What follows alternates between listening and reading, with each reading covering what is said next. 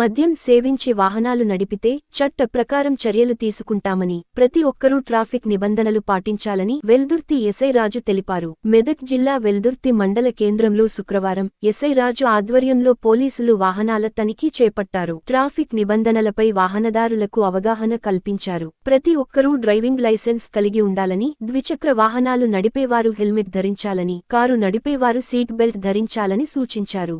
వాహనదారులు తప్పనిసరిగా సరైన ధృవపత్రాలు అందుబాటులో ఉంచుకోవాలని సూచించారు. సర్ప్రైజ్ వెహికల్ చెకింగ్ చేయడం జరుగుతుంది. డేలో ఎప్పుడైనా చేయొచ్చు. రాంగ్ రూట్ పోయినా, ఎనీ వ్యాలిడ్ డాక్యుమెంట్స్ లేకున్నా డ్రంక్ అండ్ డ్రైవ్ చేసినాను, దానికి ఎంబీ యాక్ట్ పరంగా మనము కేసులు చేసి చలాన్ కావున వాహనదారులందరూ తగిన డాక్యుమెంట్స్ మరియు హెల్మెట్ ధరించి డ్రంక్ అండ్ డ్రైవ్